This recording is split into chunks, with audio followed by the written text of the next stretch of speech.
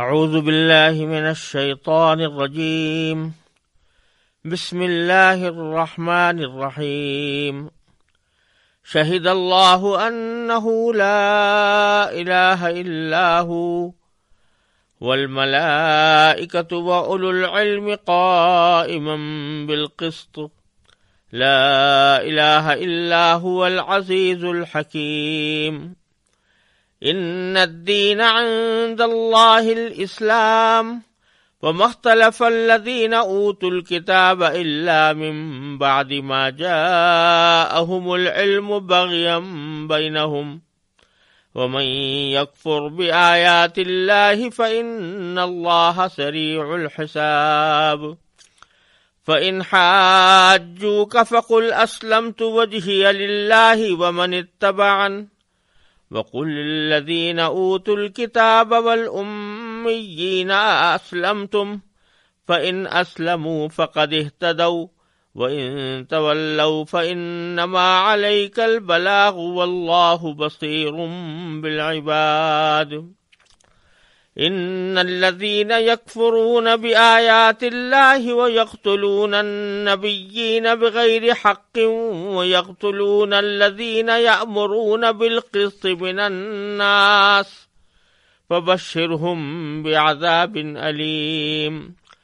أولئك الذين حبطت أعمالهم في الدنيا والآخرة وما لهم من ناصرين ألم تر إلى الذين أوتوا نصيبا من الكتاب يدعون إلى كتاب الله ليحكم بينهم ثم يتولى فريق منهم وهم معرضون ذلك بأنهم قالوا لن تمسنا النار إلا أياما معدودات وغرهم في دينهم ما كانوا يفترون فكيف إذا جمعناهم ليوم لا ريب فيه ووفيت كل نفس ما كسبت وهم لا يظلمون۔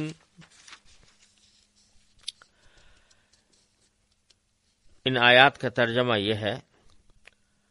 اللہ نے خود اس بات کی گواہی دی ہے اور فرشتوں اور اہل علم نے بھی کہ اس کے سوا کوئی معبود نہیں جس نے انصاف کے ساتھ کائنات کا انتظام سنبھالا ہوا ہے۔ اس کے سوا کوئی عبادت کے لائق نہیں جس کا اقتدار بھی کامل ہے،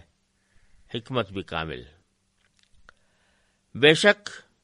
معتبر دین تو اللہ کے نزدیک اسلام ہی ہے، اور جن لوگوں کو کتاب دی گئی تھی انہوں نے الگ راستہ لا علم میں نہیں بلکہ علم آ جانے کے بعد محض آپس کی ضد کی وجہ سے اختیار کیا، اور جو شخص بھی اللہ کی آیتوں کو جھٹلائے تو اسے یاد رکھنا چاہیے کہ اللہ بہت جلد حساب لینے والا ہے۔ پھر بھی اگر یہ لوگ تم سے جھگڑیں تو کہہ دو کہ میں نے تو اپنا رخ اللہ کی طرف کر لیا ہے، اور جنہوں نے میری اتباع کی ہے انہوں نے بھی۔ اور اہل کتاب سے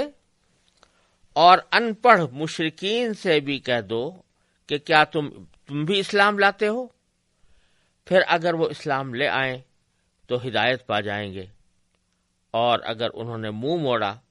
تو تمہاری ذمہ داری صرف پیغام پہنچانے کی حد تک ہے، اور اللہ تمام بندوں کو خود دیکھ رہا ہے۔ جو لوگ اللہ کی آیتوں کو جھٹلاتے ہیں اور نبیوں کو ناحق قتل کرتے ہیں اور انصاف کی تلقین کرنے والے لوگوں کو بھی قتل کرتے ہیں، ان کو دردناک عذاب کی خوشخبری سنا دو۔ یہ وہ لوگ ہیں جن کے اعمال دنیا اور آخرت میں غارت ہو چکے ہیں، اور ان کو کسی قسم کے مددگار نصیب نہیں ہوں گے۔ کیا تم نے ان لوگوں کو نہیں دیکھا جنہیں کتاب کا ایک حصہ دیا گیا تھا کہ انہیں اللہ کی کتاب کی طرف دعوت دی جاتی ہے تاکہ وہ ان کے درمیان فیصلہ کرے۔ اس کے باوجود ان میں سے ایک گروہ منہ موڑ کر انحراف کر جاتا ہے۔ یہ سب اس لیے ہے کہ انہوں نے یہ کہا ہوا ہے کہ ہمیں گنتی کے چند دنوں کے سوا آگ ہرگز نہیں چھوئے گی، اور انہوں نے جو جھوٹی باتیں تراش رکھی ہیں انہوں نے ہی ان کو دھوکے میں ڈال دیا ہے۔ بھلا اس وقت ان کا کیا حال ہوگا جب ہم انہیں ایک ایسے دن کا سامنا کرنے کے لیے جمع کر لائیں گے جس کے آنے میں ذرا بھی شک نہیں ہے، اور ہر شخص نے جو کچھ کمائی کی ہوگی وہ اس کو پوری دے دی جائے گی، اور کسی پر کوئی ظلم نہیں ہوگا۔ ان آیتوں کا روئے سخن یعنی اصل خطاب اگرچہ نجران کے ان عیسائی باشندوں کی طرف ہے جن کا ذکر میں پہلے کر چکا ہوں کہ وہ رسول کریم سرور دو عالم صلی اللہ علیہ وسلم کی خدمت میں آئے تھے اور آپ سے دین کے بارے میں گفتگو کی تھی۔ نبی کریم صلی اللہ علیہ وسلم نے ان کو دین اسلام کی حقانیت کی دلیلیں بیان فرمائی تھیں، اور حضرت عیسیٰ علیہ السلام کو جو وہ خدا کا بیٹا مانتے ہیں اس کی آپ نے تردید فرمائی تھی، اور یہ بھی فرمایا تھا کہ تورات اور انجیل کا اصل پیغام بھی وہی پیغام ہے جو میں لے کر آیا ہوں۔ اسی سیاق میں اللہ تبارک و تعالی نے پچھلی آیتوں میں یہ فرمایا تھا کہ دنیا کے ساز و سامان کی محبت نے ان کو حق قبول کرنے سے روک رکھا ہے، اور ان مسلمانوں کی یا ان اہل کتاب کی تعریف فرمائی تھی جو حق کو قبول کرنے والے تھے اور جنہوں نے صبر اور صدق اور قنوت کا مظاہرہ فرمایا تھا۔ اب آگے ان آیات میں جو میں نے ابھی تلاوت کی ہیں اور جن کا ترجمہ پیش کیا ہے، ان آیات میں بھی اسی سلسلے کی ایک تکمیل ہے، اور وہ یہ کہ نبی کریم سرور دو عالم صلی اللہ علیہ وسلم کو یہ تسلی دی جا رہی ہے کہ اگرچہ آپ نے ان کے اوپر حق پوری طرح واضح کر دیا، اس کے دلائل کھول کر بیان کر دیے، لیکن اس کے باوجود اگر یہ لوگ ایمان نہیں لا رہے اور آپ کی بات نہیں مان رہے تو آپ کو اس پر رنجیدہ ہونے کی ضرورت نہیں۔ دو وجہ سے، ایک وجہ تو یہ کہ ان کے ایمان لانے نہ لانے سے کیا فرق پڑتا ہے، جو حقیقت ہے وہ تو شہید اللہ انہ لا الہ الا ہو، اللہ کی گواہی ہے، اللہ کے ملائکہ کی گواہی ہے، اور جتنے علم رکھنے والے ہیں، یعنی جنہوں نے صحیح معنی میں اپنی عقل سے سوچا اور پچھلی نازل کی ہوئی کتابوں کے مضامین پر اچھی طرح غور کیا اور ان کو علم کی حقیقت حاصل ہوئی، وہ سب گواہی دیتے ہیں، اس بات کی گواہی دیتے ہیں جو حق ہے کہ لا الہ الا هو العزیز الحکیم۔ لہذا ایک تو آپ کو پریشان ہونے کی یا رنجیدہ ہونے کی اس لیے ضرورت نہیں کہ حق اپنے ثبوت کے لیے ان کی گواہی کا محتاج نہیں ہے، ان کے ماننے کا محتاج نہیں ہے۔ اللہ تبارک و تعالی نے خود گواہی دی ہے، اللہ کے ملائکہ نے گواہی دی ہے، اولو العلم نے گواہی دی ہے۔ تو ایک پہلو تو یہ ہے۔ دوسرا یہ کہ اگر بالفرض یہ لوگ اس وجہ سے ایمان نہ لا رہے ہوں کہ حق کے دلائل ان پر واضح نہیں ہو سکے، تو بے شک ایک صدمے کی بات ہو کہ بھئی ہم نے ابھی اپنے فریضے میں کوتاہی کی، ان کے دلائل ان کے سامنے بیان نہیں کیے، واضح نہیں کیے، اس کی وجہ سے لوگ حق ماننے سے اکتا رہے ہیں یا کترا رہے ہیں۔ لیکن حضور اللہ تعالی نے فرمایا کہ یہ در حقیقت جو کچھ بھی انہوں نے اختلاف کیا ہے یہ اس وجہ سے نہیں کہ دلائل ان پر واضح نہیں ہے، بلکہ اس وجہ سے ہے کہ انہوں نے ضد کا پہلو اختیار کر رکھا ہے، لہذا آپ کو پرواہ ان کی نہ ہونی چاہیے، اور تسلی آپ کو یہ دی جا رہی ہے کہ آپ کا جو فریضہ تھا کہ آپ ان کو پیغام پہنچا دیں وہ آپ نے پورا ادا کر دیا۔ اب اس کے بعد یہ لوگ مانتے ہیں یا نہیں مانتے ہیں اس کی ذمہ داری آپ کے اوپر عائد ہوتی۔ یہ ان آیات کا جو خلاصہ ہے وہ یہ ہے، اور اسی روشنی میں میں اس کی تشریح عرض کرتا ہوں کہ فرمایا شہید اللہ نے گواہی دی ہے، انہ لا الہ الا ہو، اس بات کی گواہی دی ہے کہ اس کے سوا کوئی معبود نہیں۔ اب اللہ کی گواہی دینے کا کیا معنی؟ اللہ تبارک و تعالیٰ کی گواہی دینے کے معنی یہ کہ اس نے اپنی آسمانی کتابیں اپنے انبیاء کرام کے اوپر اتاری، انہوں نے گواہی دی۔ اللہ کے گواہی دینے کے ایک دوسرے معنی یہ ہے کہ اس نے پوری کائنات میں اپنے توحید کے دلائل اتنے واضح طریقے پر پھیلائے ہوئے ہیں کہ جس چیز کے اوپر بھی غور کرو تو اللہ تعالیٰ کی وحدانیت کی دلیل ملتی ہے۔ یہ چاند، یہ سورج، یہ ستارے، یہ ہوائیں، یہ سمندر، یہ بادل، یہ دریا،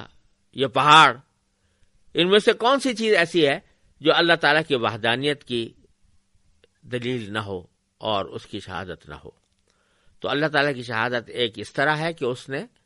آسمان کی کتابیں اتار کر اپنی وحدانیت کا مظاہرہ فرما دیا ہے اور اس کا عقیدہ بیان فرما دیا۔ دوسرا یہ کہ اس نے جو کائنات پیدا کی ہے اس کی ہر چیز اس کی وحدانیت پر دلالت کر رہی ہے۔ تو اللہ نے گواہی دی ہے کہ اس کے سوا کوئی معبود نہیں، والملائکہ، اور فرشتوں نے گواہی دی ہے۔ فرشتوں نے کیسے گواہی دی ہے؟ کہ فرشتے تو اللہ تعالیٰ نے پیدا ہی اس طرح کیے ہیں کہ ان کے اندر کسی گناہ کا امکان ہی نہیں ہے، وہ پیدا ہی اللہ تعالیٰ کی عبادت کے لیے کیے گئے ہیں۔ تو صبح و شام وہ اللہ تعالیٰ کی تسبیح اور تقدیس کرتے ہیں۔ اللہ تعالیٰ کی تسبیح کے معنی یہ ہے، جب کہتے ہیں سبحان اللہ تو اس کے معنی یہ ہے کہ اللہ تعالیٰ ہر عیب سے پاک ہے، اور ہر عیب سے پاک ہونے میں یہ بات بھی داخل ہے کہ اس کے اندر کوئی اس کے عبادت میں شریک نہیں ہو سکتا، کوئی ساجی نہیں ہو سکتا۔ تیسرے تیسرے اہل علم کی، یعنی جن کو اللہ نے علم دیا ہے، انہوں نے گواہی دی ہے۔ علم کن کو دیا گیا؟ جنہوں نے کتاب اللہ تعالیٰ کی آسمانی کتابوں کو پڑھا، اللہ تعالیٰ کی آسمانی کتابوں کو سمجھا اور اس سے علم حاصل کیا۔ اور اسی میں وہ لوگ بھی داخل ہیں جنہوں نے کائنات کے اندر پھیلی ہوئی نشانیوں پر غور کیا، اور اس غور کے نتیجے میں وہ اس عقیدے تک پہنچے کہ اس کائنات کو پیدا کرنے والا کوئی ایک ہی ہے، کوئی دوسرا نہیں ہو سکتا۔ آپ نے دیکھا ہوگا کہ دنیا کے مختلف حصوں میں ایک سے ایک حسین مناظر انسان کو نظر آتے ہیں، دریاؤں کے، پہاڑوں کے، سمندروں کے، اور ایسا ہوتا ہے کہ ایک خطے کے مناظر دوسرے خطے کے مناظر سے کچھ نہ کچھ فرق رکھتے ہیں۔ یہ نہیں کہا جا سکتا کہ اس خطے کے اندر جو مناظر ہیں بعین ہی وہ دوسرے خطے کے اندر بھی ہیں، بلکہ دونوں میں فرق ہوتا ہے۔ دونوں خوبصورت ہیں، دونوں حسین ہیں، لیکن ان کے انداز میں فرق ہے۔ اس کے باوجود آپ یہ دیکھیں گے کہ اس فرق کے باوجود ایک ان میں کامن فیچر ہے، ایک قدر مشترک ہے جو ساری جگہ پائی جاتی ہے، کہ وہی پودے ہیں، وہی پہاڑ ہے، وہی سمندر ہے، وہی دریا ہے، وہی درخت ہیں، لیکن ان کی ترتیب اور ان کی تنسیق کے اندر اختلاف ہوتا ہے۔ تو معلوم ہوتا ہے کہ یہ ساری کائنات جو ہے وہ کسی ایک ہی کاریگر کی پیدا کی ہوئی ہے، جس نے یہ باوجود اس اختلاف کے، باوجود اس مختلف مناظر کے، اس کا جو کامن فیچر ہے وہ ایک ہی ہے، اور اس کا پیدا کرنے والا بھی ایک ہے۔ تو اس خائنہ خانے میں سبھی عکس ہیں تیرے، اس آئینہ خانے میں تو یکتا ہی رہے گا۔ یہ اللہ تبارک و تعالیٰ نے اس کائنات کے اندر یہ دلائل پیدا کر دیے ہیں، تو اس پر غور کر کے اہل علم بھی گواہی دیتے ہیں کہ وہ ہے اور ایک ہے۔ تو جب وہ گواہی دیتے ہیں تو اگر کوئی نہیں دے رہا گواہی، اپنی جہالت کی وجہ سے نہیں دے رہا، اپنی ناسمجھی کی وجہ سے نہیں دے رہا یا اپنے ذاتی مفادات کی خاطر نہیں دے رہا، تو اس کی گواہی نہ دینے سے کوئی فرق نہیں پڑتا، اس کی پرواہ نہ کرنی چاہیے۔ کیوں؟ حقیقت کیا ہے؟ حقیقت وہی ہے کہ لا الہ الا ہو، اس کے سوا کوئی معبود نہیں۔ العزیز، وہ مکمل اقتدار والا ہے، اس کی اقتدار بھی کامل ہے۔ الحکیم، اس کی حکمت بھی کامل ہے۔ چونکہ اقتدار کامل ہے لہذا وہ جب چاہے جس کو چاہے اس کے کیے کی سزا دے سکتا ہے، لیکن چونکہ اس کی حکمت بھی کامل ہے اس واسطے وہ اس کا لیے مناسب وقت کا فیصلہ وہی کرتا ہے کہ کس وقت کس کو کتنی سزا دینی ہے۔ پھر آگے فرمایا کہ ان الدین عند اللہ الاسلام، حقیقت تو یہ ہے کہ دین اللہ کے نزدیک اسلام ہی ہے۔ دین لفظ دین کے معنی ہوتے ہیں عقائد کا ایک مجموعہ جس پر کوئی شخص یا کوئی گروہ ایمان لائے، اس کو دین کہتے ہیں، عقائد کا ایک مجموعہ۔ مثلا اسلام کے اندر عقائد کے جو مجموعہ ہے، بنیادی عقائد، وہ ہے اللہ تعالیٰ کی توحید، نبی کریم صلی اللہ علیہ وسلم کی رسالت اور آپ کا خاتم النبیین ہونا، اور پچھلے تمام انبیاء کرام کا اعتراف، ملائکہ کا اعتراف، اور آخرت کا، یوم آخرت کا اعتراف۔ اس سارے مجموعے کا نام دین ہے۔ پھر دین، اگرچہ دین مختلف ہیں، لوگوں نے ہندو مذہب بھی ایک دین ہے، اور اسی طرح بدھ مت بھی ایک دین ہے، مجوسیت بھی ایک دین ہے، آتش پرستی بھی ایک دین ہے، عیسائیت بھی ایک دین ہے، یہودیت بھی ایک دین ہے،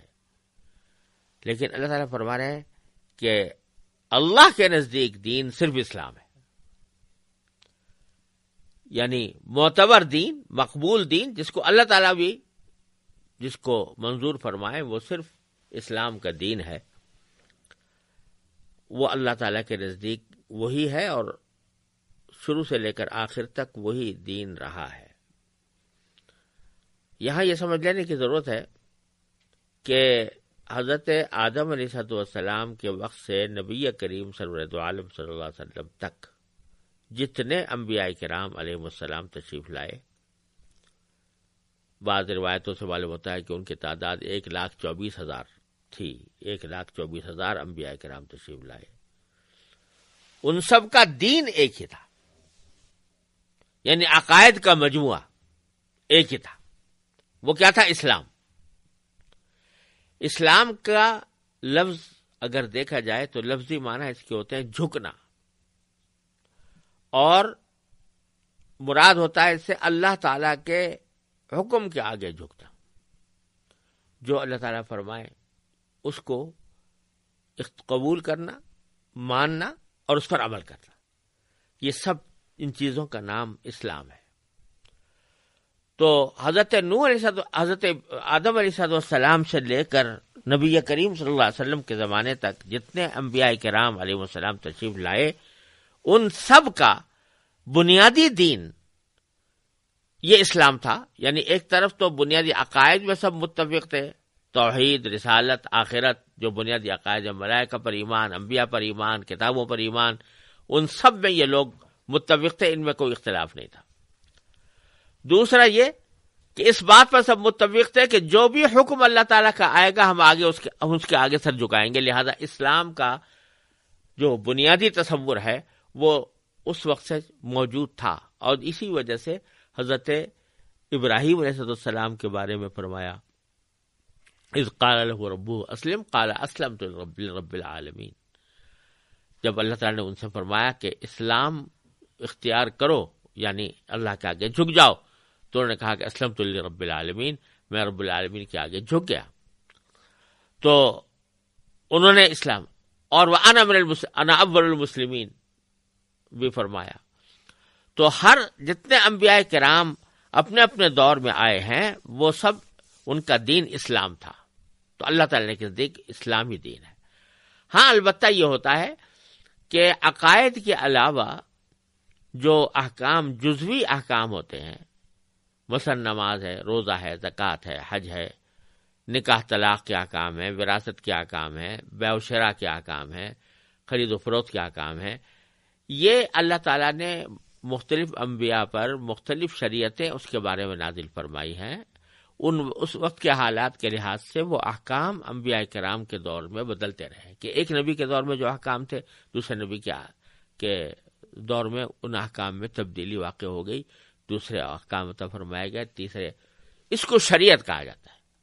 یہی فرق ہے دین اور شریعت میں. دین جو ہے وہ عقائد کے مجموعے کا نام ہے، اور اس میں سب انبیاء کرام ہمیشہ سے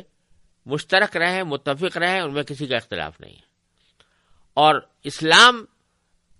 نام ہے کہ ان عقائد کے مجموعے کا، اور جو احکام بھی اللہ تعالیٰ کے اس وقت کے لحاظ سے نافذ العمل ہوں ان کے آگے سر جھکانے کا نام اسلام ہے. لہذا تمام انبیاء کرام کا دین بھی ایک ہی تھا اور اسلام پر بھی متفق تھے، یعنی جو بھی حکم ہوگا ہم اس کے اوپر اس کو بجا لائیں گے، اس کے آگے جھک جائیں گے. یہ اور بات ہے کہ احکام میں فرق آتا رہا. مثلا کسی شریعت میں ایک چیز جائز تھی، دوسری شریعت میں اللہ تعالیٰ نے اس کو ناجائز کر دیا. کوئی چیز ناجائز تھی اس کو جائز کر دیا. یہ مختلف احکام حالات کے لحاظ سے، زمانے کے تقاضوں کے لحاظ سے اللہ تبارک و تعالی مختلف انبیاء کرام کو جزوی احکام میں الگ الگ شریعتیں دیتا رہا ہے. اسی کو فرمایا لِكُلٍّ جَعَلْنَا مِنْكُمْ شَرْعَةً وَمِنْهَاجًا، کہ ہم نے تم میں سے ہر ایک کے لیے الگ الگ طریقہ مقرر کیا ہے. مثلا حضرت موسیٰ علیہ السلام کے زمانے میں جو احکام تھے اس میں یہ تھا کہ سبت یعنی سنیچر کے دن وہ عبادت سنیچر کے دن میں کوئی معاشی سرگرمی کرنا ان کے لیے جائز نہیں تھا، اور ان کو منع کر دیا گیا تھا کہ اس زمانے میں کوئی معاشی سرگرمی اختیار نہ کریں، یعنی کوئی تجارت نہ کریں، کوئی زراعت نہ کریں، کوئی مچھلی کا شکار تک نہ کریں. لیکن حضور نبی کریم صلی اللہ علیہ وسلم کے عہد مبارک میں فرمایا کہ جمعہ پڑھو، اور جمعہ قضیت الصلاۃ فانتشروا فی الارض وابتغوا من فضل اللہ، جب نماز ختم ہو جائے تو زمین میں پھیل جاؤ اور اللہ کا فضل تلاش کرو، انہیں تجارتی کام کر سکتے ہو، اپنے روزی کما سکتے ہو. تو یہ فرق آ گیا. تو اسی طرح کے بہت سے احکام میں فرق رہا ہے انبیاء کرام کی شریعتوں کے اندر، لیکن جو حکم جس وقت بھی نازل ہوا وہ اس وقت کا اسلام تھا اور اس وقت کی شریعت تھی، اور اس شریعت کو ماننا اسلام کا تقاضا تھا. اس لیے فرمایا کہ اللہ کے نزدیک تو دین اسلام ہی ہے، اور باقی کوئی دین اللہ کے نزدیک قابل قبول نہیں. جب یہ بات ہے تو پھر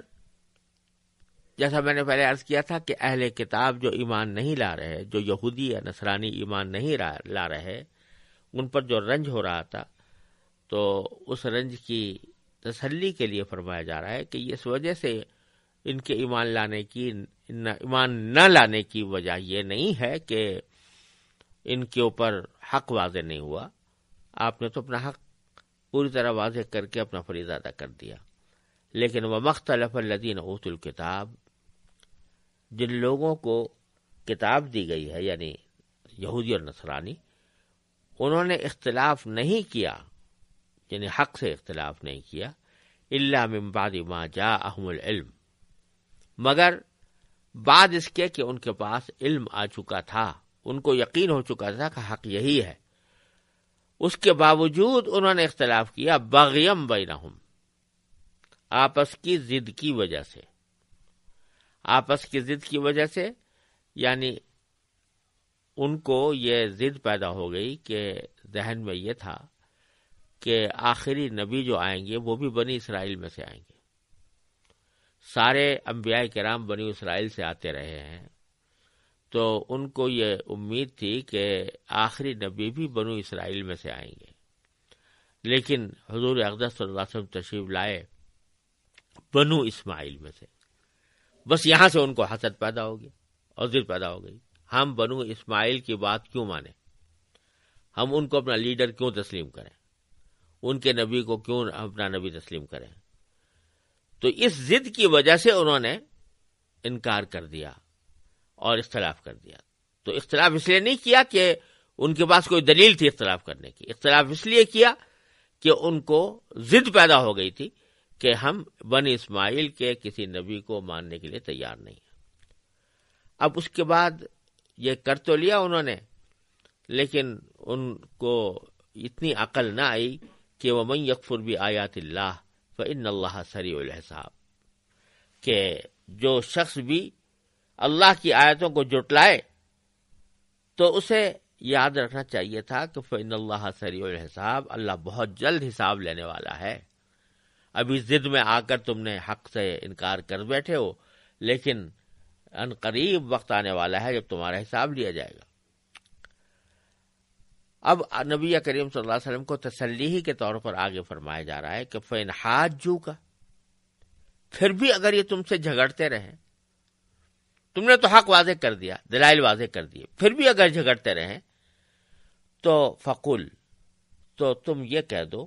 کہ اسلمت وجہی للہ ومن اتبعن، میں نے تو اپنا رخ اللہ کی طرف کر لیا ہے، اپنے چہرے کو اللہ کے آگے جھکا دیا ہے۔ ومن اتبعن، اور جن لوگوں نے میری پیروی کی ہے، یعنی میرے ساتھ جو میرے صحابہ ہیں،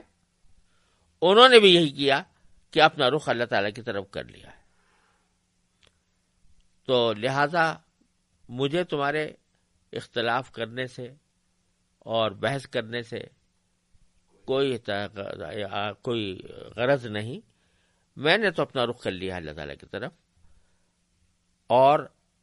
پھر بعد میں اتمام حجت کے طور پر ان سے ایک اور بات کہہ دیجئے، قل، کہہ دیجئے، للذین اوتوا الکتاب، ان لوگوں کو جن کو کتاب دی گئی یعنی اہل کتاب، والامیین، اور ان ان پڑھ لوگوں سے بھی کہہ دیجئے، یہ ان پڑھ سے مراد ہیں مشرکین عرب، ان سے بھی کہہ دیجئے اسلمتم، کیا تم بھی اسلام لاتے ہو؟ یعنی میں نے تو اپنا رخ کر لیا ہے، اب تم نے دیکھ لو تم ایمان لاتے ہو کہ نہیں، اسلام لاتے ہو کہ نہیں۔ اور یہ خطاب آپ نے فرمایا کہ وہ تو اہل کتاب سے بھی کر دیں اور مشرکین سے بھی کر دیں۔ اہل کتاب کا تو ذکر چل ہی رہا ہے شروع صورت سے، انہی کے کی طرف روئے سخن ہے، لیکن ساتھ ہی آپ اللہ تعالیٰ نے ذکر فرمایا امیین، امیین کا بھی، امیین جمع ہے امی کی، اور امی کہتے ہیں ان پڑھ شخص کو جو لکھتا پڑھتا نہ ہو۔ اور قرآن کریم نے اہل عرب کو جگہ جگہ امیین کے لفظ سے تعبیر فرمایا ہے کہ یہ لوگ امی ہیں، عرب کے لوگ۔ ایک تو اس وجہ سے کہ واقعتاً وہ لوگ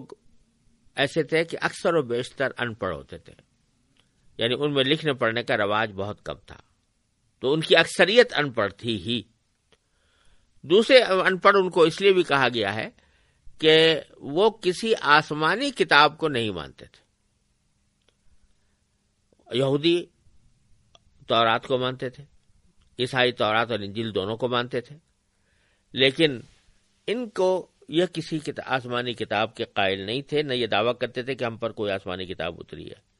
اس لحاظ سے بھی ان کو وہ تو کتاب پڑھ رہے ہیں اور یہ پڑھتے کچھ نہیں ہے، کوئی کتاب نہیں پڑھتے ہیں، لہذا ان کو امیین کہا گیا۔ تو فرمایا گیا کہ آپ اہل کتاب سے بھی کہہ دیجئے اور ان امیوں سے اور ان پڑھ لوگوں سے بھی کہہ دیجئے جو عرب کے ان پڑھ ہیں کہ اسلم تم، سارے دلائل میں تمہارے سامنے بیان کر دیے، اب تم لاتے ہو اسلام کہ نہیں لاتے ہو؟ فَإِنْ أَسْلَمُوا، اس کے نتیجے میں اگر وہ اسلام لے آئیں فَقَدْ اهْتَدَوْا، تو پھر تو ہدایت پا گئے۔ وَإِنْ تَوَلَّوْا، اور اگر اس کے باوجود انہوں نے منہ موڑا اور انہوں نے اعراض کیا فَإِنَّمَا عَلَيْكَ الْبَلَاغُ، تو آپ کو رنجیدہ ہونے کی ضرورت نہیں ہے، آپ کے اوپر تو بس پیغام پہنچا دینے کا فریضہ عائد ہوتا ہے، آپ کی ذمہ داری صرف پیغام پہنچانے کی حد تک ہے۔ واللہ بصیر بالعباد، اور اللہ اپنے بندوں کو خود دیکھ رہا ہے. یعنی آپ کو نہ سزا دینے کی ضرورت ہے، نہ رنجیدہ ہونے کی ضرورت ہے، نہ ان کی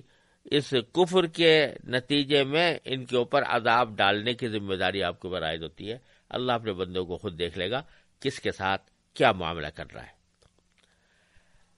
اس آیتوں میں جو اللہ تعالیٰ نے گواہی کا ذکر فرمایا ہے کہ اللہ گواہی دیتا ہے، ملائکہ گواہی دیتے ہیں اور اہل علم گواہی دیتے ہیں، پھر الحضور اقدس صلی اللہ علیہ وسلم کو فرما دیا کہ تم اپنا نقطۂ نظر واضح فرما دو. اسی سیاق میں یہ روایتیں، بعض احادیث کی روایتوں میں آتا ہے کہ نبی کریم سرور عالم صلی اللہ علیہ وسلم نے جب یہ آیت تلاوت فرمائی شہید اللہ انہ لا الہ الا هو والملائکۃ والعلم، تو آپ نے اس کے بعد فرمایا وَأَنَا عَلَىٰ ذَلِكَ مِنَ الشَّاهِدِينَ، یعنی میں بھی اس پر گواہی دینے والوں میں شامل ہوتا ہوں، میں بھی ان کے گواہی دینے والوں میں شامل ہوں. اور ایک حافظ ابن کثیر نے اپنی تفسیر میں ایک روایت نقل کی ہے امام اعمش سے کہ جو شخص اس آیت کی تلاوت کے بعد یہ کہے کہ وَأَنَا عَلَىٰ ذَلِكَ مِنَ الشَّاهِدِينَ، تو اللہ تعالیٰ قیامت کے روز فرشتوں سے فرمائیں گے کہ میرے بندے نے ایک عہد کیا ہے اور میں عہد پورا کرنے والوں میں سب سے زیادہ ہوں، اس لیے میرے بندے کو جنت میں داخل کر دو. تو جب کوئی یہ آیت پڑھے شہید اللہ انہ لا الہ الا هو والملائکۃ والعلم قائما بالقسط، تو ساتھ میں پڑھنے کے بعد یہ کہہ دینا چاہیے چاہے زبان سے چپکے سے یا دل میں کہ انا علی ذلک من الشاہدین، انا علی ذلک من الشاہدین، اور چاہے تو اردو ہی میں کہہ دیں کہ میں بھی گواہی دیتا ہوں اس بات کی، تو انشاءاللہ اس کی بڑی فضیلت ہے. اور حضرت ابو ایوب انصاری رضی اللہ تعالیٰ عنہ سے ایک حدیث مروی ہے کہ رسول کریم صلی اللہ علیہ وسلم نے ارشاد فرمایا کہ جو شخص ہر نماز فرض کے بعد آیت الکرسی اور یہ آیت شہید اللہ انہ لا الہ الا ہو اور قل اللہم مالک الملک جو آگے آیت آنے والی ہے وہ بغیر حساب تک پڑھا کرے ہر نماز فرض کے بعد، تین چیزیں آیت الکرسی، شہید اللہ انہ لا الہ الا ہو اور تیسرے قل اللہم مالک الملک الی آخرہ، تو اللہ تعالیٰ اس کے سب گناہ معاف فرما دیں گے اور جنت میں جگہ دیں گے اور اس کی 70 حاجتیں پوری فرمائیں گے جن میں کم سے کم حاجت اس کی مغفرت ہوگی. تو اسی لیے بہت سے بزرگوں اور علماء کا معمول رہا ہے کہ نماز فرض کے بعد یہ آیت الکرسی اور شہید اللہ انہ لا الہ الا ہو اور قل اللہم مالک الملک جو اگلی آیتیں آنے والی ہیں ان کی تلاوت کرنے کا معمول رکھتے تھے. آگے پھر اللہ تعالیٰ فرماتے ہیں کہ ان لوگوں نے جو راستہ اختیار کیا ہے کہ باوجود حق واضح ہونے کے یہ حق کو قبول نہیں کر رہے، تو اس کا انجام تو یہی ہونا ہے کہ ان کو دردناک عذاب پہنچے گا. تو یہ آج کی بات نہیں ہے بلکہ ان کے آباء و اجداد بھی ایسے ہی کرتے چلے آئے ہیں، یعنی یہودیوں کے اور نصرانیوں کے آباء و اجداد، بنی اسرائیل کے آباء و اجداد، وہ یہ کرتے چلے آئے ہیں کہ اللہ کی آیتوں کو جھٹلاتے رہے اور انبیاء کرام کو قتل کرتے رہے اور ان لوگوں کو قتل کرتے رہے جو ان کو انصاف کی تلقین کرتے تھے. تو فرمایا کہ ان الذین یکفرون بآیات اللہ، جو لوگ اللہ کی آیتوں کو جھٹلاتے ہیں، وہ یقتلون النبیین بغیر حق، اور نبیوں کو ناحق قتل کرتے ہیں. ناحق کا لفظ بڑھا کر اس طرح اشارہ ہے کہ یسے تو کسی بھی نبی کو قتل کرنا ہمیشہ ناحق ہی ہوگا، وہ کبھی برحق ہو ہی نہیں سکتا کسی نبی کو، اللہ کے کسی نبی کو قتل کرنا. لیکن ناحق کا لفظ یہاں پر بڑھا کر اشارہ اس طرف فرمایا جا رہا ہے کہ یہ لوگ جنہوں نے قتل کیا تھا انبیاء کرام کو، وہ خود جانتے تھے کہ ہم ناحق کر رہے ہیں، یہ کام کوئی ہمارا یہ صحیح کام نہیں ہے، ناحق کر رہے ہیں، اس کے باوجود کر رہے تھے. جیسے حضرت زکریا علیہ السلام کے بارے میں روایت آتی ہے، ان کو شہید کیا گیا۔ اسی طریقے سے خود بائبل کی روایتوں میں، بائبل جو کہ جس کو یہودی بھی مانتے ہیں اور اسرائیلی بھی مانتے ہیں، اس میں ذکر ہے کہ ہزاروں انبیاء کرام کو انہوں نے بنو اسرائیل کے لوگوں نے قتل کیا، اور اس لیے قتل کیا کہ وہ اللہ تعالیٰ کی طرف سے پیغام لے کر آئے تھے ان کی بدعمالیوں کو درست کرنے کے لیے، اور اس کے باوجود انہوں نے نہیں مانا اور بالآخر ان کے دشمن ہو کر ان کو قتل کرنے پر تل گئے۔ تو جو انبیاء کرام کو قتل کرتے ہیں ناحق، وہ یقتلون الذین یأمرون بالقسط من الناس، اور صرف انبیاء کرام ہی کو نہیں بلکہ انصاف کی تلقین کرنے والوں کو بھی قتل کرتے رہے ہیں۔ فبشرہم بعذاب علیم، تو ان کو دردناک عذاب کی خوشخبری سنا دو۔ بشرہم بشارت سے نکلا ہے، اور اس کی اصل معنی تو خوشخبری دینے کے ہوتے ہیں، کوئی اچھی خبر سنانا، لیکن قرآن کریم نے عذاب کے ساتھ اس کو استعمال کیا ہے، جس کا لفظی معنی یہ ہو کہ عذاب کی خوشخبری سنا دو۔ یہ ایک تنزیہ جملہ ہے، یعنی عذاب کی خبر تو در حقیقت بری خبر ہوتی ہے ایک انسان کے لیے جب اس کو سزا ملے گی، لیکن یہ ایک طنز کے طور پر کہا جا رہا ہے کہ جب یہ لوگ اسی بات کو پسند کر رہے ہیں، کفر کو پسند کر رہے ہیں،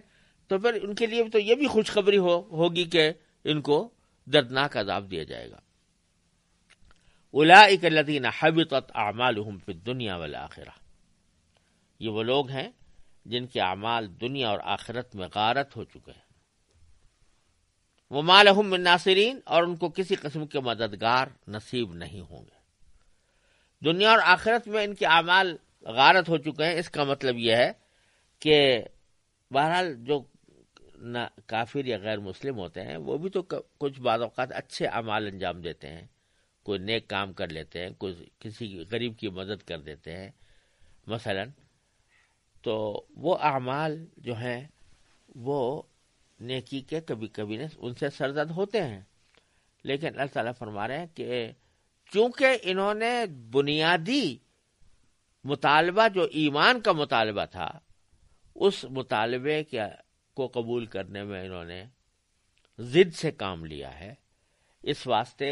ان کے جو نیک اعمال دنیا کے اندر تھے، جو نیک اعمال کیے تھے، صدقہ خیرات بھی کیا ہوگا، کچھ غریبوں کی مدد بھی کی ہوگی، اس کا جو کچھ بدلہ دینا تھا ہم دنیا میں دے چکے ان کو۔ آخرت میں جب یہ پہنچیں گے تو ان کے یہ اعمال غارت ہو چکے ہوں گے، اس کا کوئی عمل، اس کا ثواب ان کو نہیں ملے گا، جیسا کہ قرآن کریم نے دوسری جگہ یہ فرمایا وَقَدِمْنَا إِلَىٰ مَا عَمِلُوا مِنْ عَمَلٍ فَجَعَلْنَاهُ هَبَاءً مَنْثُورًا، انہوں نے جو کچھ بھی عمل کیے تھے، نہیں اچھے عمل کیے تھے، ہم ان کو آ کر ان کو ایسا بنا دیں گے جیسے اڑتا ہوا غبار، یعنی اس کی کوئی حقیقت نہیں، کوئی قدر و قیمت نہیں۔ پھر آگے ان کی ایک اور بدعنوانی کا ذکر اللہ تعالی نے فرمایا اہل کتاب کی۔ وہ بدعنوانی یہ تھی کہ بعض اوقات ان کے درمیان جھگڑے ہوتے یا ان کا کسی مسلمان سے جھگڑا ہو جاتا، یہ اختلاف پیدا ہو جاتا، تو ان سے کہا جاتا تھا اچھا بھائی تم جس کتاب کو مانتے ہو یعنی تورات،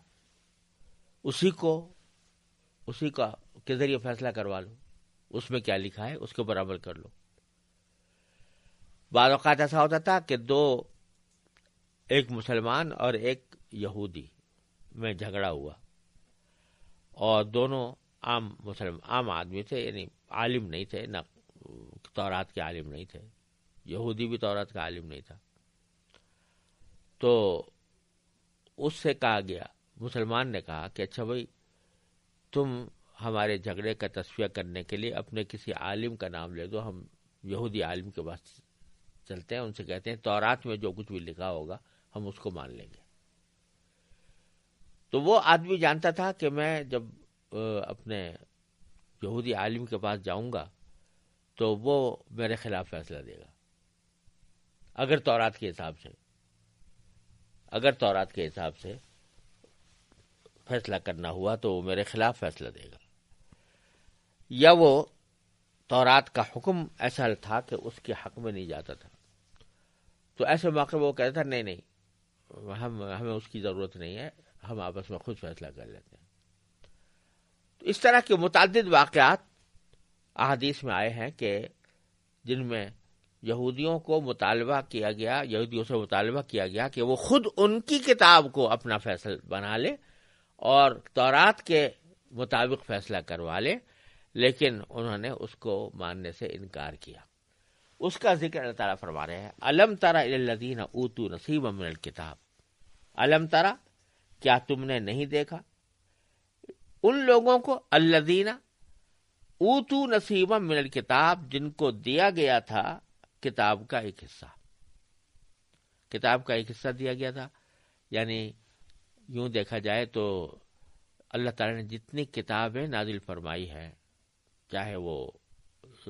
تورات ہو، زبور ہو، انجیل ہو، قرآن ہو، یہ سب پوری مل کر ایک الکتاب ہے، یعنی وہ اللہ تبارک و تعالیٰ کا کلام ہے۔ اس کا ایک حصہ دے دیا، یعنی تورات دے دی ان کو، انجیل ایک حصہ دے دیا عیسائیوں کو، انجیل دے دی۔ تو مراد اس سے یہ ہے کہ کتاب کا ایک حصہ دے دیا گیا تھا، یعنی ایک کتاب آسمانی ان کو دے دی گئی تھی۔ دوسرے معنی اس کے یہ بھی ہو سکتے ہیں کہ کتاب سے مراد تو تورات ہی ہو،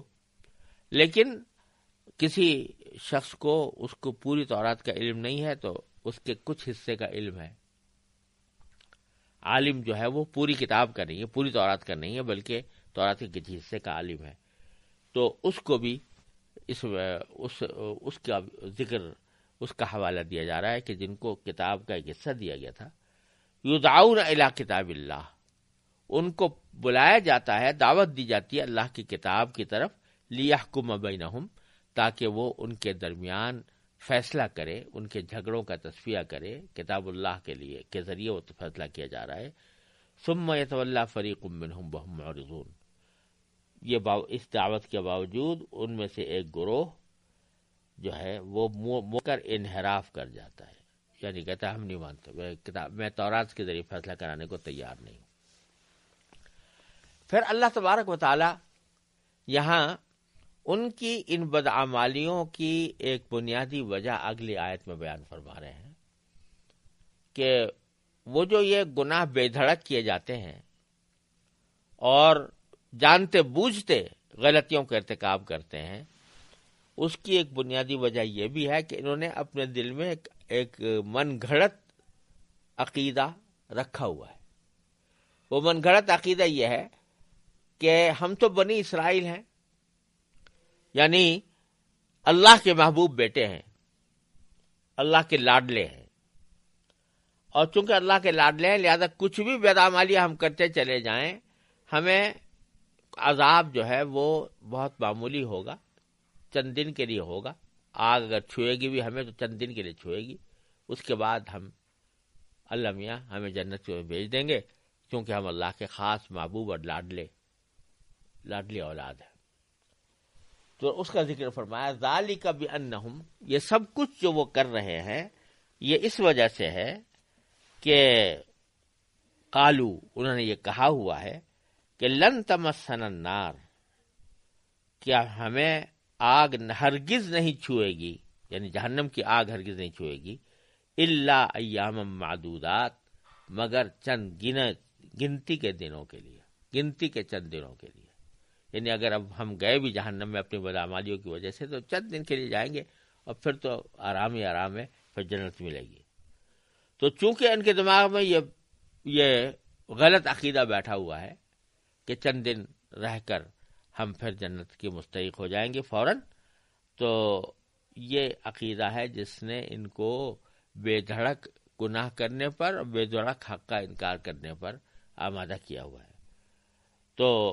اس کا ذکر فرماتے ہوئے اللہ تعالیٰ فرماتے ہیں وغرہم فی دینہم ما کانوا یفترون، غرہم، ان کو دھوکے میں ڈال دیا ہے، فی دینہم، اپنے دین کے معاملے میں، کس چیز نے دھوکے میں ڈال دیا ہے؟ ما کانوا یفترون، جو یہ لوگ افطرا کیا کرتے تھے، یعنی جو انہوں نے جھوٹ باندھا ہوا ہے اس کا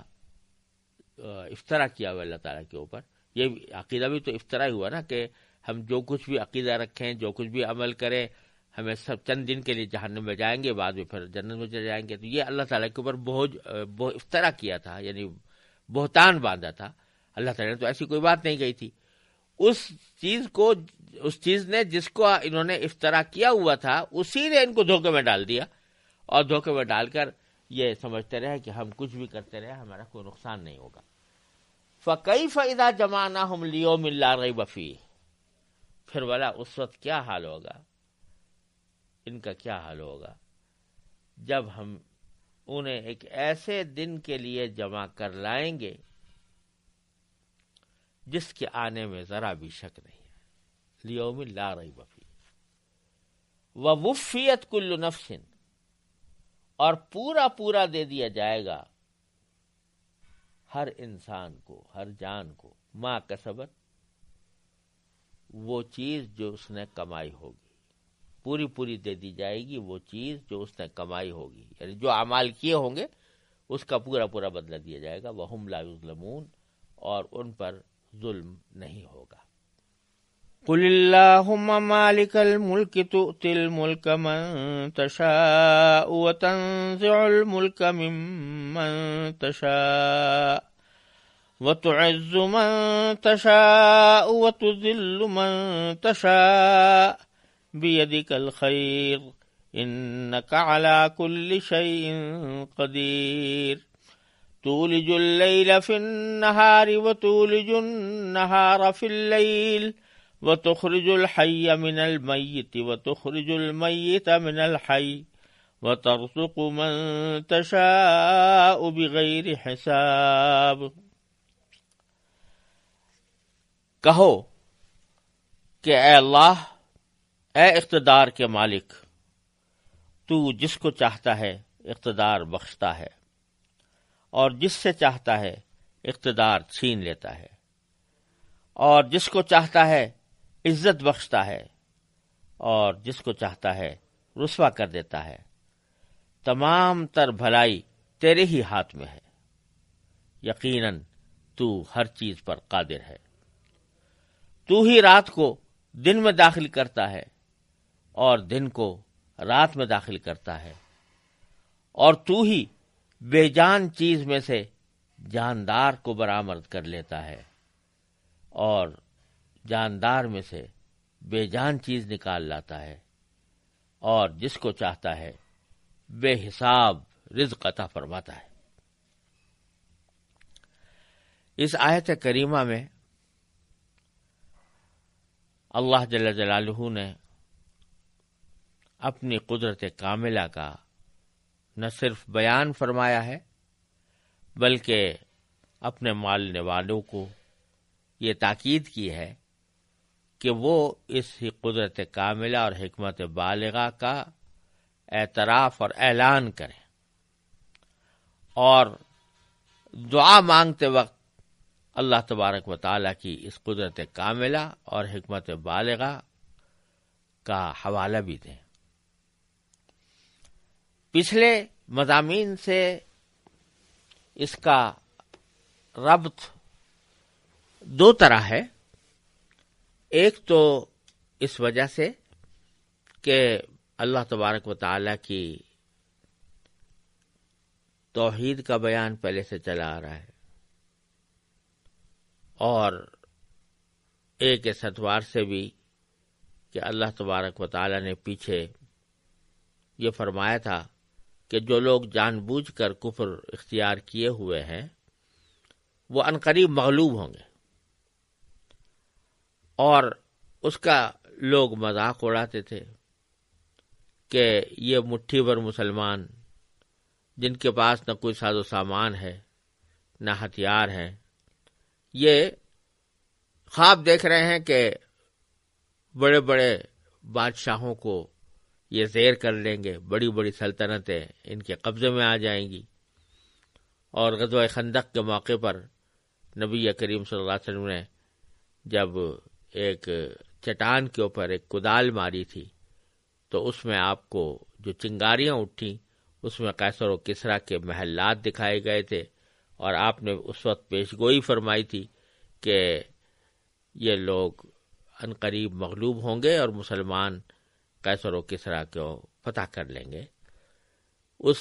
پیشین گوئی کا کفار نے مذاق اڑایا تھا کہ ان کی حالت تو یہ ہے کہ ان کے پیٹ پر پتھر بندھے ہوئے ہیں اور بھوک سے یہ لوگ بیتاب ہیں اور کھانے کو ان کے پاس کچھ موجود نہیں ہے، اور خواب یہ دیکھ رہے ہیں کہ قیصر و کسریٰ کے محلات کو فتح کریں گے۔ تو بعض مفسرین نے فرمایا کہ یہ آیت کریمہ اسی سیاق میں نازل ہوئی، اور دوسرا ربط اس کا پچھلے مضامین سے یہ ہے کہ جو لوگ عیسائیت کا پیغام لے کر آئے تھے اور رسول کریم صلی اللہ علیہ وسلم سے ان کی بات چیت ہوئی تھی، بعض ان میں سے یہ بھی کہتے تھے، جیسا کہ میں نے پہلے بھی عرض کیا، بعض روایات میں آیا ہے کہ انہوں نے خفیہ طور پر اپنے آپس میں باتیں کرتے ہوئے یہ بات کہی۔ ان میں سے بعض نے یہ بات کہی کہ رسول کریم صلی اللہ علیہ وسلم کو اگرچہ ہم جان رہے ہیں کہ یہ سچے پیغمبر ہیں، لیکن اگر ہم نے ان کی بات مان لی تو ہمارا اقتدار ختم ہو جائے گا۔ تو اللہ تبارک و تعالی نے اس آیت کریمہ میں یہ فرمایا ہے کہ اقتدار کا ملنا نہ ملنا یہ اس بات پر موقوف نہیں ہوتا کہ کس بات کو تم مان رہے ہو، کس بات سے انکار کر رہے ہو۔ یہ تو اللہ تبارک و تعالیٰ کی عطا ہے، وہ جس کو چاہتا ہے اقتدار بخشتا ہے، جس سے چاہتا ہے اقتدار چھین لیتا ہے۔ کتنے بڑے بڑے اقتدار والے فرعون اور نمرود جیسے، اور اس کے بعد بھی کتنے بڑے بڑے صاحبان اقتدار تھے کہ جب اقتدار ان کا ختم ہوا تو وہ لوگوں کے لیے نشان عبرت بن گئے۔ کتنے ایسے لوگ تھے کہ جو بظاہر مفلس اور قلاش نظر آتے تھے، لیکن اللہ تعالیٰ نے ان کے دن بدلے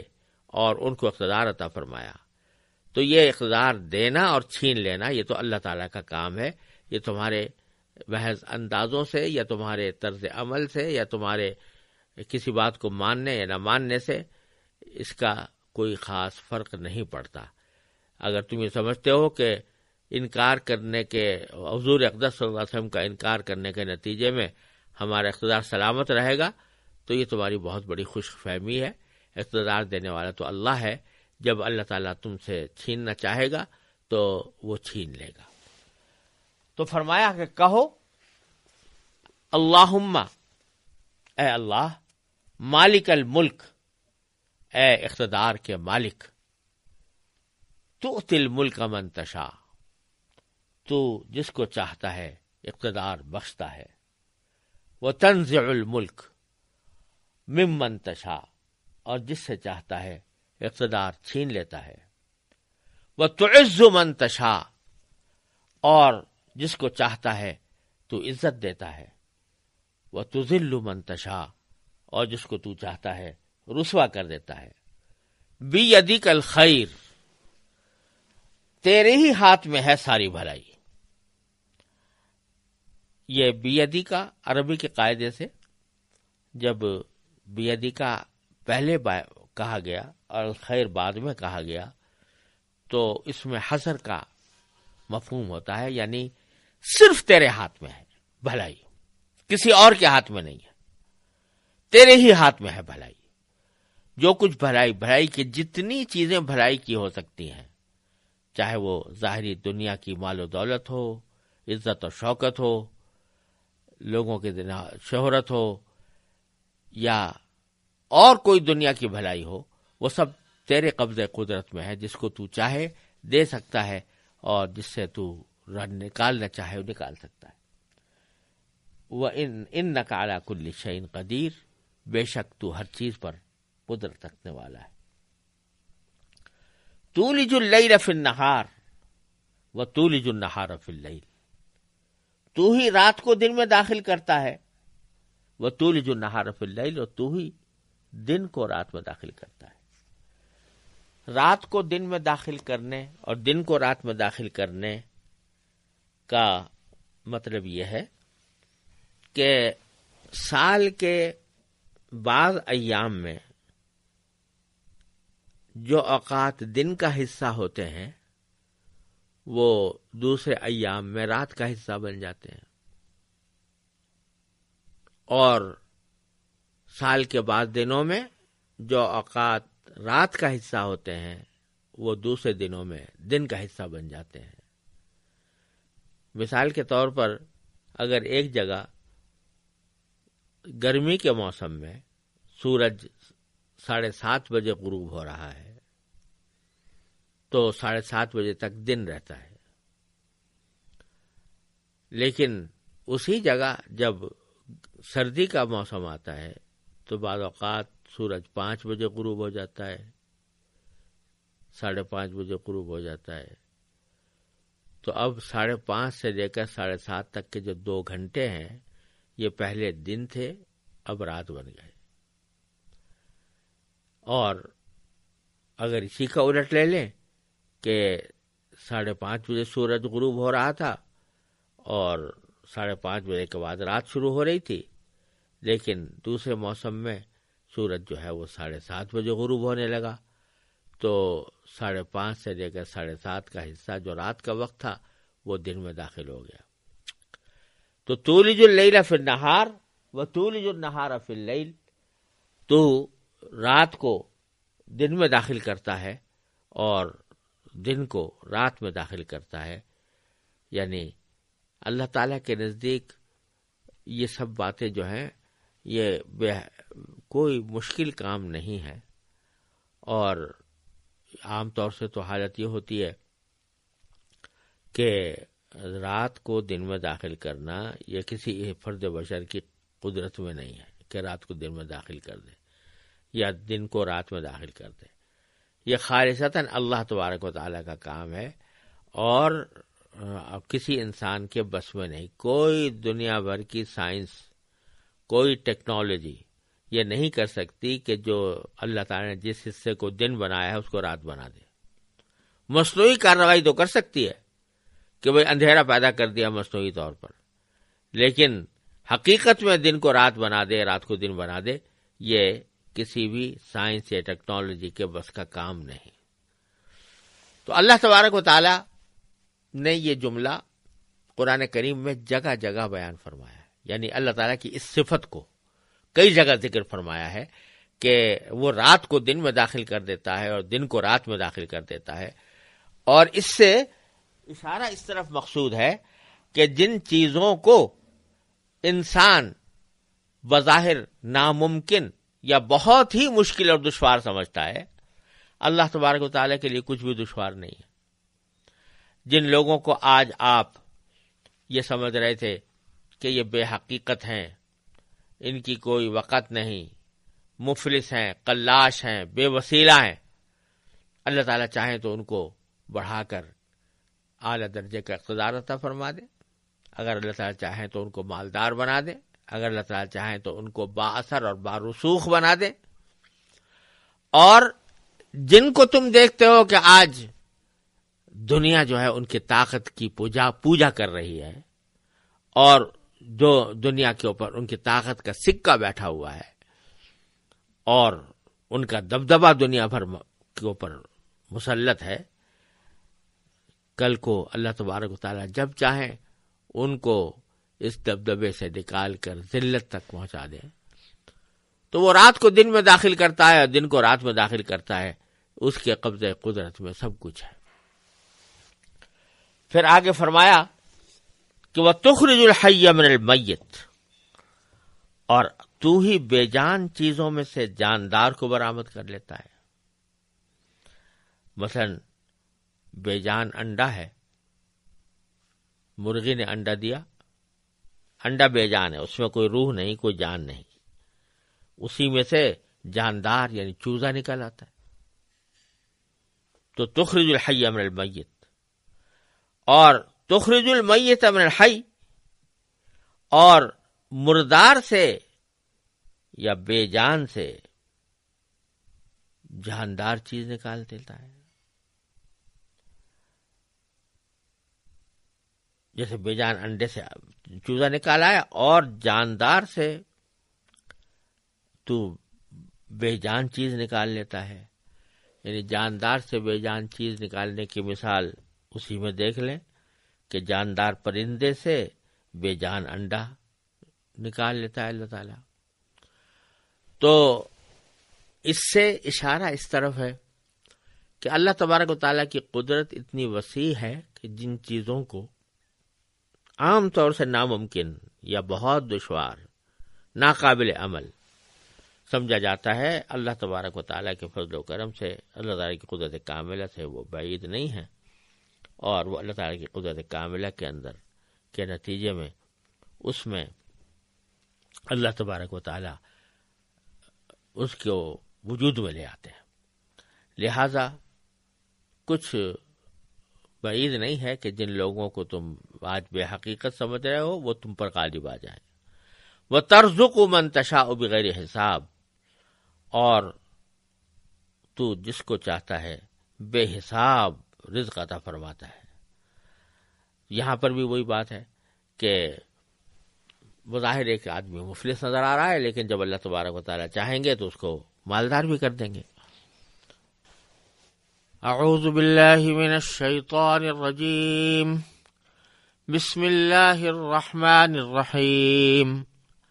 لا يتخذ المؤمنون الكافرين أولياء من دون المؤمنين ومن يفعل ذلك فليس من الله في شيء إلا أن تتقوا منهم تقاه ويحذركم الله نفسه وإلى الله المصير قل إن تخفوا ما في صدوركم أو تبدوه يعلمه الله وَيَعْلَمُ مَا فِي السَّمَاوَاتِ وَمَا فِي الْأَرْضِ وَاللَّهُ عَلَى كُلِّ شَيْءٍ قَدِيرٌ يَوْمَ تَجِدُ كُلُّ نَفْسٍ مَا عَمِلَتْ مِنْ خَيْرٍ مُحْضَرًا وَمَا عَمِلَتْ مِنْ سُوءٍ تَوَدُّ لَوْ أَنَّ بَيْنَهَا وَبَيْنَهُ أَمَدًا بَعِيدًا وَيُحَذِّرُكُمُ اللَّهُ نَفْسَهُ واللہ رؤوف بالعباد قل ان کنتم تحبون اللہ فاتبعونی یحببکم اللہ ویغفر لکم ذنوبکم واللہ غفور رحیم قل اطیعوا اللہ والرسول فإن تولوا فإن اللہ لا يحب الكافرین۔ ان آیات کا ترجمہ یہ ہے کہ مومن لوگ مسلمانوں کو چھوڑ کر کافروں کو اپنا یار و مددگار نہ بنائیں، اور جو ایسا کرے گا اس کا اللہ سے کوئی تعلق نہیں، الا یہ کہ تم ان سے بچنے کے لیے، یعنی ان کے ظلم سے بچنے کے لیے بچاؤ کا کوئی طریقہ اختیار کرو، اور اللہ تمہیں اپنے عذاب سے بچاتا ہے اور اسی کی طرف سب کو لوٹ کر جانا ہے۔ اے رسول صلی اللہ علیہ وسلم، لوگوں کو بتا دو کہ جو کچھ تمہارے دلوں میں ہے تم اسے چھپاؤ یا ظاہر کرو، اللہ اسے جان لے گا، اور جو کچھ آسمانوں میں ہے اور جو کچھ زمین میں ہے وہ سب جانتا ہے، اور اللہ ہر چیز پر قادر ہے۔ وہ دن یاد رکھو جس دن کسی بھی شخص نے نیکی کا جو کام کیا ہوگا اسے اپنے سامنے موجود پائے گا، اور برائی کا جو کام کیا ہوگا اس کو بھی اپنے سامنے دیکھ کر یہ تمنا کرے گا کہ کاش اس کے اور اس کی بدی کے درمیان بہت دور کا فاصلہ ہوتا۔ اور اللہ تمہیں اپنے عذاب سے بچاتا ہے، اور اللہ بندوں پر بہت شفقت رکھتا ہے۔ اے پیغمبر، کہہ دو کہ اگر تم اللہ سے محبت رکھتے ہو تو میری اتباع کرو، اللہ تم سے محبت کرے گا اور تمہاری خاطر تمہارے گناہ معاف کر دے گا، اور اللہ بہت معاف کرنے والا بڑا مہربان ہے۔ کہہ دو کہ اللہ اور رسول کی اطاعت کرو پھر بھی اگر منہ موڑو گے تو اللہ کافروں کو پسند نہیں کرتا۔ ان آیات میں اللہ تبارک و تعالی نے مسلمانوں کو ان غیر مسلموں کے ساتھ رہنے کے سلسلے میں کچھ ہدایات عطا فرمائی ہے، جن کے ساتھ اکثر میل جول ہوتا رہتا ہے۔ مدینہ منورہ میں یہودی بھی آباد تھے اور اسی کے ساتھ کچھ نصرانی بھی یعنی عیسائی بھی اکا دکا آیا کرتے تھے، اور جیسے پیچھے عرض کیا گیا کہ نجران کا عیسائیوں کا ایک وفد مدینہ منورہ حضور اقدس صلی اللہ علیہ وسلم کی خدمت میں آیا تھا۔ تو یہاں ان آیات میں یہ بتایا جا رہا ہے کہ ان کے ساتھ تمہارے تعلقات کی نوعیت کیسی ہونی چاہیے۔ جہاں تک ان کے ساتھ حسن سلوک یا اچھے برتاؤ کا تعلق ہے، اس کا حکم تو قرآن کریم نے بہت سے مقامات پر عطا فرمایا ہے، اور خاص طور سے سورہ مجادلہ میں اور سورہ ممتحنہ میں اس کی خاص وضاحت فرمائی گئی ہے۔ تو وہاں تو اللہ تعالیٰ کے فضل و کرم سے یہ احکام عطا فرمائے گئے ہیں، لیکن اسی کے دوران بعض اوقات ایسا ہوا کرتا تھا، ایسا ہو جایا کرتا تھا کہ کچھ مسلمان اس خیال سے کہ کچھ سیاسی مقاصد حاصل کرنے ہیں یا کوئی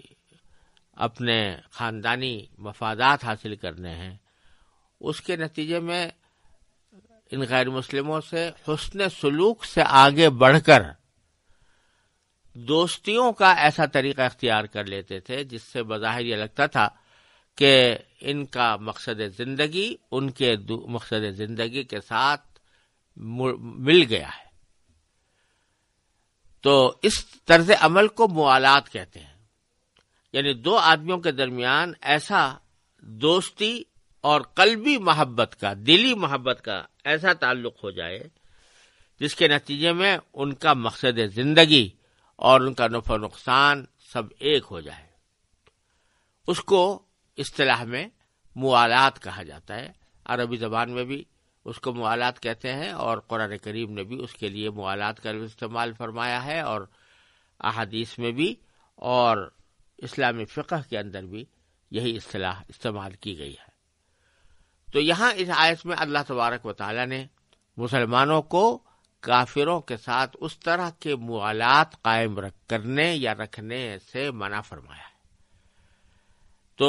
اس کے سلسلے میں ارشاد فرمایا کہ لا يتخذ المؤمنون الکافرین اولیاء، مومن لوگ مسلمانوں کو چھوڑ کر، من دون المؤمنین، مسلمانوں کو چھوڑ کر وہ کافروں کو اپنا یار و مددگار نہ بنائیں۔ لا يتخذ المؤمنون الکافرین، مومن کافروں کو اپنے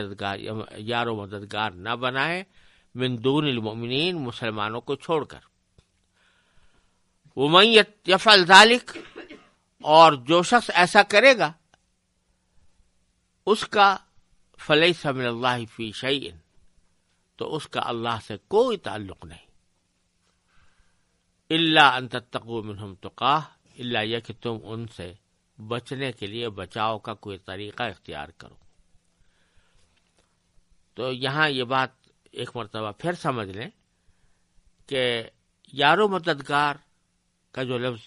میں نے استعمال کیا ہے یہ عربی کے لفظ ولی کا ترجمہ ہے، اور ولی کی جمع اولیاء آتی ہے، اور یہاں اولیاء بنانے سے منع کیا گیا ہے۔ تو کسی کو ولی بنانا یعنی یار و مددگار بنانا، اس کو موالات کہا جاتا ہے، اور اس سے مراد ایسی دوستی اور قلبی محبت کا تعلق ہے جس کے نتیجے میں دو آدمیوں کا مقصد زندگی اور ان کا نفع و نقصان ایک ہو جائے۔ تو اللہ تعالیٰ فرماتے ہیں کہ اس قسم کا تعلق مسلمان کا صرف مسلمان ہی سے ہو سکتا ہے، اور کسی غیر مسلم سے ایسا تعلق رکھنا جو موالات کی حد میں آ جائے وہ سخت گناہ ہے، اور یہی حکم اللہ تعالی نے سورہ نساء میں، سورہ مائدہ میں، سورہ توبہ میں، سورہ مجادلہ میں اور سورہ ممتحنہ میں بھی عطا فرمایا ہے۔ لیکن جو چیز منع ہے وہ موالات ہے، جس کی تفسیر میں نے ابھی عرض کی کہ ایسی قلبی دوستی جس کے ذریعے، جس کے نتیجے میں نفع و نقصان دونوں کے ایک ہو جائیں اور مقصد زندگی ایک ہو جائے۔ البتہ جو غیر مسلم جنگ کی حالت میں نہ ہوں، ان کے ساتھ حسن سلوک، رواداری اور خیرخواہی کا معاملہ نہ صرف جائز ہے بلکہ مطلوب ہے۔ چنانچہ قرآن کریم نے سورہ ممتحنہ میں دو ٹوک الفاظ میں اس بات کو واضح فرما دیا ہے، اور خود رسول اللہ صلی اللہ علیہ وسلم کی سنت پوری حیات طیبہ میں یہ رہی ہے کہ آپ نے ہمیشہ ایسے غیر مسلموں کے ساتھ احسان کا معاملہ فرمایا۔ تو اس لیے اس میں کوئی اس کی ممانعت نہیں کر رہی یہ آیت۔ اسی طریقے سے آج کل بعض اوقات سیاسی اور اقتصادی تعاون کے معاہدے دو ملکوں کے درمیان ہوتے ہیں اور کچھ تجارتی معاملات ہوتے ہیں، اور سیاسی اصطلاح میں ان کو دوستی بھی کہہ دیا جاتا ہے، تو اس حد تک کوئی ممانعت نہیں ہے جبکہ اس قسم کے معاہدات آپس میں ہوں، اور اس سے بھی ممانعت نہیں ہے کہ تاجرانہ تعلقات ان سے قائم رکھے جائیں، بشرطے کہ یہ معاہدے یا معاملات اسلام اور مسلمانوں کی مصلحت کے خلاف نہ ہوں اور ان میں کسی خلاف شرع عمل کا ارتکاب بھی لازم نہ ہے۔ چنانچہ رسول اللہ صلی اللہ علیہ وسلم نے بھی اور آپ کے بعد صحابہ کرام نے بھی ایسے معاہدات اور معاملات کیے ہیں۔ آخر میں اللہ تعالیٰ نے فرمایا کہ ویسے تو موالات غیر مسلموں کے ساتھ جائز نہیں ہے، لیکن الا ان تتقوا منہم تقاہ، اللہ یا کہ تم ان کے ظلم سے بچنے کے لیے بچاؤ کا کوئی طریقہ اختیار کرو۔ اس کا مطلب یہ ہے کہ اگر کفار کے ظلم و تشدد سے بچاؤ کے لیے کوئی ایسا طریقہ اختیار کرنا پڑے اور اس کے سوا کوئی راستہ نہ ہو جس سے بظاہر موالات معلوم ہوتی ہو، یعنی بظاہر یہ معلوم ہوتا ہو کہ شخص غیر مسلموں کے ساتھ موالات کا معاملہ کر رہا ہے، لیکن اس مجبوری سے کر رہا ہے کہ اس کے بغیر ظلم سے بچنا، ان کے ظلم سے بچنا ممکن نہیں ہے، تو ایسے صورت میں اس کی بھی گنجائش ہے۔ لیکن اصل حکم وہی ہے کہ مسلمانوں کو تعلق موالات کا تعلق وہ صرف مسلمان ہی سے رکھنا چاہیے۔ پھر آگے اللہ تعالیٰ فرماتے ہیں قل ان تخفوا ما فی صدورکم او تبدوہ یعلمہ اللہ، یہ کہہ دو کہ جو کچھ تمہارے دلوں میں ہے تم اسے چھپاؤ یا ظاہر کرو۔ تبدوہ، تخفو کے معنی چھپاؤ اور تبدوہ کے معنی ظاہر کرو۔ جو کچھ تمہارے دلوں میں ہے تم اسے چھپاؤ یا ظاہر کرو، یعلم اللہ، اللہ اسے جان لے گا۔ وہ یعلم ما فی السماوات و ما فی الارض، اور جو کچھ آسمانوں میں ہے اور جو کچھ زمین میں ہے وہ سب جانتا ہے۔ واللہ علی کل شیء قدیر، اور اللہ ہر چیز پر قادر ہے۔ یعنی اس کا ماقبل سے بظاہر ربط یہ ہے کہ اگر کوئی شخص ظاہر میں تو اللہ تعالیٰ کے احکام پر عمل کرے اور موالات کافروں سے نہ رکھے، لیکن چھپ چھپ کر تعلق قائم کیے ہوئے ہو، تو وہ بھی اللہ تعالیٰ سے پوشیدہ نہیں رہ سکتا۔ اور جیسا میں پہلے بھی عرض کر چکا ہوں کہ یہ قرآن کریم کا اعجاز ہے کہ وہ آیتیں نازل تو کسی خاص موقع کے سلسلے میں ہوئی ہوتی ہیں، لیکن وہ الفاظ کو ایسا رکھتا ہے کہ وہ اس خاص واقعے کے ساتھ محدود نہ رہے بلکہ اس کا حکم عام ہو جائے۔ تو یہ ایک عام حکم بھی لوگوں کو واضح کر دیا کہ کوئی گناہ بھی اگر چھپ کر بھی کیا جائے گا تو اللہ تعالیٰ اس سے بے خبر نہیں ہوگا، اللہ تعالیٰ اس کو جاننے والا ہوگا۔ یعلم ما فی السماوات و ما فی الارض واللہ علی کل شیء قدیر۔ پھر فرمایا کہ یہ اللہ تعالیٰ کی شفقت اور رحمت ہے کہ جب کوئی حکم عطا فرماتے ہیں مسلمانوں کو کہ فلاں کام کرو یا فلاں کام نہ کرو، تو ساتھ ہی نصیحت کے پیرائے میں یہ بھی فرمایا کرتے ہیں کہ یہ اس پر عمل کرنا تمہارے لیے اسی وقت ممکن ہوگا جب تم آخرت کو اپنے پیش نظر رکھو، ورنہ جو پولیس ہے یا محکمے ہیں یا قانون ہے وہ انسان سے قانون کی اطاعت یا قانون کی پیروی اور پابندی دن کے اجالے میں کر سکتی ہے، لیکن رات کو تاریکی میں جنگل کی تنہائی میں جو چیز انسان کے اوپر پہرا دیتی ہے وہ آخرت کا خوف ہے، اللہ تعالیٰ کی ناراضی کی فکر ہے۔ اس لیے اللہ تعالیٰ ہر حکم کے ساتھ کوئی جملہ ایسا ضرور عطا فرماتے ہیں جس سے انسان کا ذہن اور رخ آخرت کی طرف پھر جائے۔ تو فرمایا یوم تجد کل نفس ما عملت من خیر محضرا، اس دن کو یاد رکھو جس دن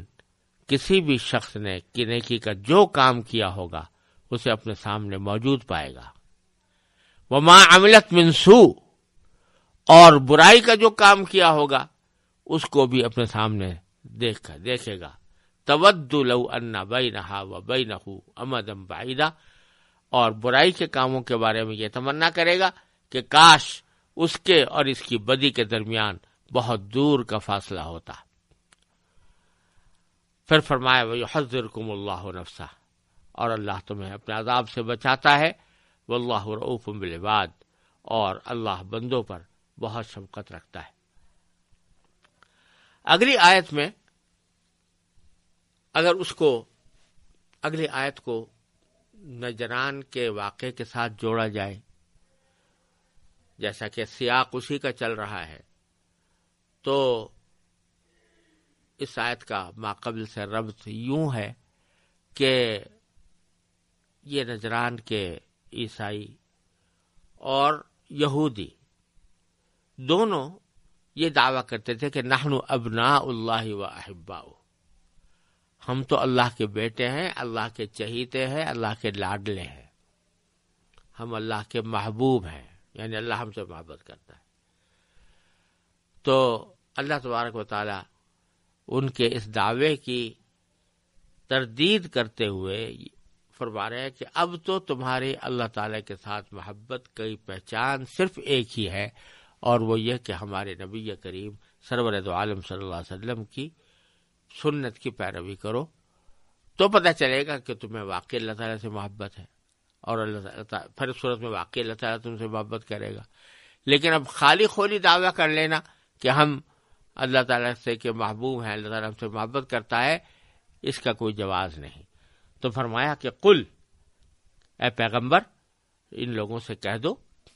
کہ ان کنتم تحبون اللہ، اگر تم اللہ سے محبت رکھتے ہو، فاتبعونی، تو میری اتباع کرو، یحببکم اللہ، اس کے نتیجے میں اللہ تم سے محبت کرے گا، ویغفر لکم ذنوبکم، اور تمہاری خاطر تمہارے گناہ معاف کر دے گا، واللہ غفور الرحیم، اور اللہ بہت معاف کرنے والا بڑا مہربان ہے۔ تو اگرچہ اس کو نجران کے واقعے کے پس منظر میں دیکھتے ہوئے یہ خطاب نصرانیوں، یہودیوں، بنی اسرائیلی سے ہو، لیکن جیسا کہ میں نے عرض کیا ہے کہ کریم عموماً کسی خاص فرد کا نام لیے بغیر، کسی خاص گروہ کا نام لیے بغیر حیثیت اس طرح کرتا ہے جس سے سارے دنیا انسانیت کے لوگ فائدہ اٹھائیں۔ تو اس لحاظ سے بھی یہ ایک عظیم نعمت ہے کہ نبی کریم صلی اللہ علیہ وسلم کی محبت کا تقاضا یہ ہے کہ آپ کی سنتوں کی پیروی کی جائے، نہ یہ کہ خالی خولی زبان سے دعویٰ کر دیا کہ ہم رسول اللہ صلی اللہ علیہ وسلم سے یا اللہ تعالیٰ سے محبت کرتے ہیں، لیکن حقیقت میں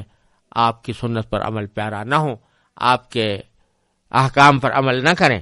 تو یہ محبت کا جھوٹا دعویٰ ہے۔ دعوی محبت کی سچائی موقوف ہے اس بات کے اوپر کہ نبی کریم صلی اللہ علیہ وسلم کی اتباع کامل کی جائے۔ تو اس لیے فرمایا کہ تم میری اتباع کرو، یحببکم اللہ، اس کے نتیجے میں اللہ تبارک و تعالی تم سے محبت کرنے لگے گا۔ تو اسی لیے بزرگوں نے فرمایا کہ حضور اقدس نبی کریم صلی اللہ علیہ وسلم کی سنت کا جو بھی عمل انسان اتباع سنت کی نیت سے انجام دے تو یہ عمل اللہ کو محبوب ہوتا ہے. یحببکم اللہ، اور اس کے واسطے سے وہ بندہ بھی جو وہ عمل کر رہا ہوتا ہے اللہ تعالیٰ کا محبوب بن جاتا ہے. تو جتنا زیادہ سنت پر عمل ہوگا اتنا ہی نبی کریم، اتنا ہی اللہ تبارک و تعالیٰ کی خوشنودی اور اس کی محبت حاصل ہوگی. فاتبعونی یحببکم اللہ ویغفر لکم ذنوبکم، اس کے نتیجے میں تمہارے گناہ بھی معاف ہوں گے. واللہ غفور رحیم. تو اس میں تاکید ہے اتباع سنت کی کہ نبی کریم صلی اللہ علیہ وسلم کی سنت کی اتباع انسان اپنا شیوا بنائے. اور سنت ہر چیز میں ہے، سنت عبادات میں بھی ہے، سنت معاملات میں بھی ہے، سنت اخلاق میں بھی ہے، سنت معاشرت میں بھی ہے. یہ ان ساری سنتوں کو یاد کر کے اور پھر ان پر رفتہ رفتہ ایک ایک پر عمل کرنے کی کوشش کرتے ہوئے ایسا بن جانا چاہیے کہ یہ سنتیں انسان کی عادت ثانیہ بن جائیں اور اس سے اتباع سنت کی برکات حاصل ہو تو اللہ تبارک و تعالیٰ تم سے محبت کرے گا. مسجد میں داخل ہوتے ہوئے مثلا پہلا پاؤں داخل کیا، دایاں پاؤں، اور بسم اللہ اللہم افتح لی ابواب، بسم اللہ والصلاۃ والسلام علی رسول اللہ، اللہم افتح لی ابواب رحمتک پڑھ کر داخل ہوئے تو ایک لمحے کے اندر پڑھ لیا، لیکن اس ایک لمحے کے نتیجے میں اللہ تبارک و تعالیٰ اتباع سنت کی برکت سے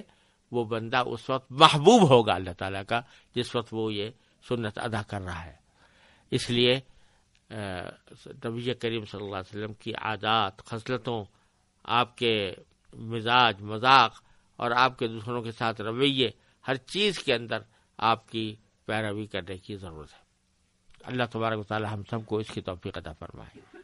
پھر ایک عمومی حکم بتا دیا کہ نبی کریم صلی اللہ علیہ وسلم کی اتباع کا کیا طریقہ ہے کہ قل اطیعوا اللہ والرسول، اللہ کی اطاعت کرو اور اللہ کے رسول کی اطاعت کرو. اللہ کی اطاعت یعنی قرآن میں اللہ تعالیٰ نے جو کچھ نازل فرمایا ہے وہ نبی کریم صلی اللہ علیہ وسلم کی تفصیلات کے ساتھ اور تفسیرات کے ساتھ اس پر عمل کرتے رہو. فَإِن تَوَلَّوْا، اس کے باوجود بھی اگر یہ لوگ منہ موڑے رکھیں، فَإِنَّ اللَّهَ لَا يُحِبُّ الْكَافِرِينَ، تو یہ بات اچھی طرح سمجھ لو کہ اللہ کافر لوگوں کو، یعنی ان لوگوں کو جو انکار کرتے ہیں دین مرحق کا، اللہ تعالیٰ ان کو پسند نہیں کرتا، ان سے کوئی اللہ تعالیٰ کو محبت نہیں ہے.